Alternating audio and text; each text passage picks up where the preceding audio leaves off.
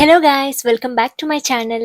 Recent గా conduct చేసిన give అవేలో చాలా మంది పార్టిసిపేట్ చేశారు. అలాగే చాలా మంచి కామెంట్స్ కూడా చేశారు. థ్యాంక్ యూ సో మచ్ ప్రతి ఒక్కరికి.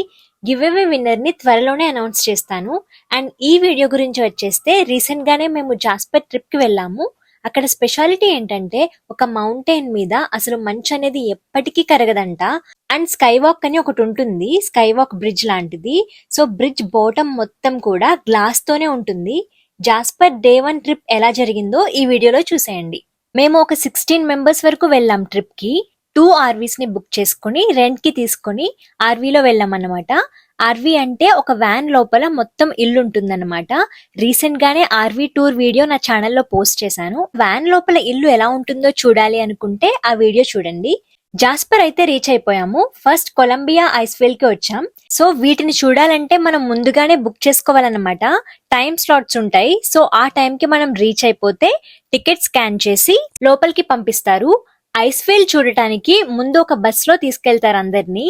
సో మనం బుక్ చేసుకున్న టైం స్లాట్ ప్రకారం అందరినీ ఇలా బస్ లో కొండ దగ్గరికి తీసుకెళ్తారు. సగం దూరం తర్వాత వేరే బస్ చేంజ్ అవ్వాలి. ఇక్కడ నుండి నార్మల్ బస్సులు వెళ్ళవు, సెపరేట్ టైర్స్ ఉండాలి. ఎందుకంటే మనం కొండ మీద వెళ్తాము, అలాగే మంచు మీద బస్ వెళ్లాల్సి ఉంటుంది కాబట్టి ఇలాంటి సెపరేట్ బస్సెస్ అనేవి ఉంటాయన్నమాట, స్ట్రాంగ్ టైర్స్ తో. ఈ బస్సు మారిన తర్వాత మాత్రం జర్నీ కొంచెం రిస్క్ అనే చెప్పాలి. ఎందుకంటే ఇలా వెళ్తున్నప్పుడే కొన్ని ఇయర్స్ బ్యాక్ బస్ తిరగబడి పడిపోయిందంట. చాలా మంది చనిపోయారు పాపం ఆ ప్రమాదంలో. దూరంగా కనిపిస్తుంది కదా ఒక మంచు కొండ, అక్కడికే మనం వెళ్ళబోతున్నాం. కొండ మీద మొత్తం మంచు ఉంటుందని చెప్పా కదా, అక్కడ చూడండి మొత్తం స్నోయే. అది స్నో మీద ఈ బస్ యొక్క టైర్ మార్క్స్ కూడా పడుతున్నాయి చూడండి. ఫైనల్ గా కొలంబియా ఐస్ ఫీల్డ్ కి అయితే సేఫ్ గా రీచ్ అయిపోయాం. బస్ లో దించి మనకి ఒక 20 మినిట్స్ టైం ఇస్తారు.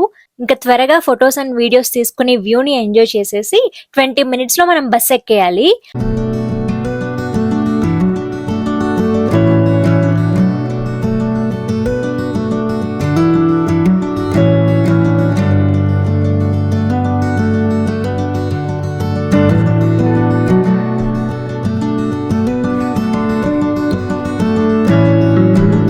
మీరు ఇప్పుడు చూస్తుందంతా మౌంటైన్ అన్నమాట.